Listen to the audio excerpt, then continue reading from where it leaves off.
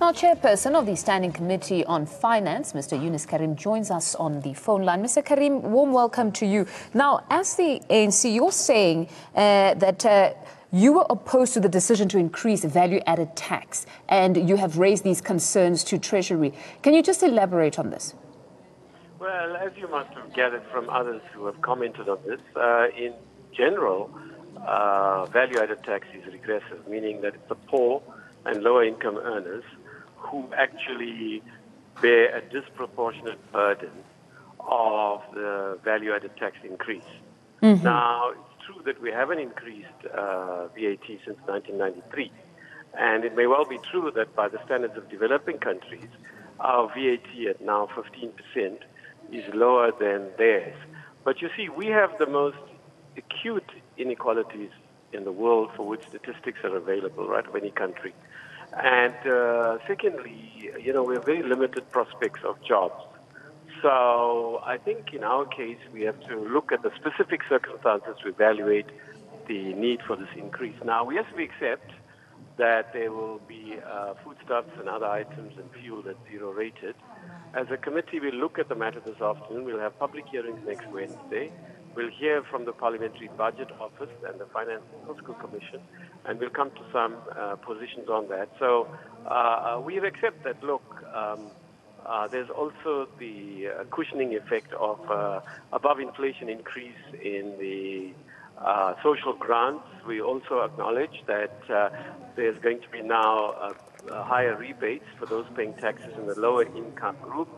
But we want to know what exactly Treasury has done in terms of an impact study to establish the effects of this 1% increase on poorer and lower income earners.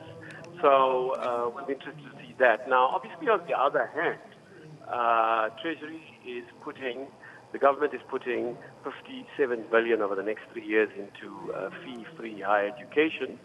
The national health programs are going to be accelerated, and there are various other attempts to prevent, despite the expenditure cuts, social expenditure being reduced.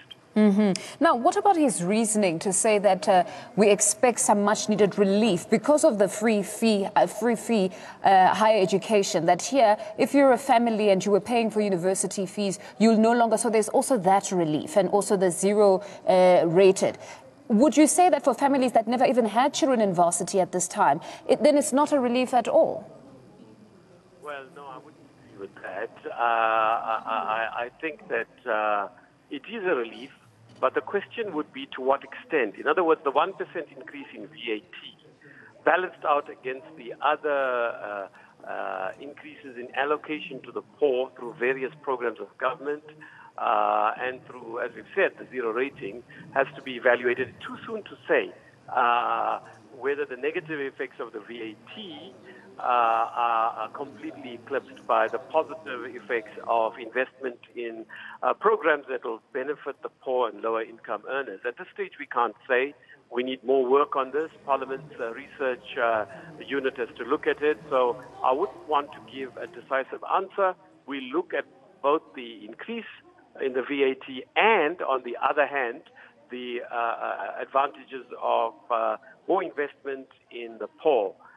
But at this stage, in general, it's reasonable to argue that while the investment in pro-poor programs will cushion to some effect the negative consequences of the VAT increase, it probably won't do enough. Mm-hmm. Now, Mr. Carrim, COSATU went as far as saying that essentially what this budget seeks to do is pickpocket the poor.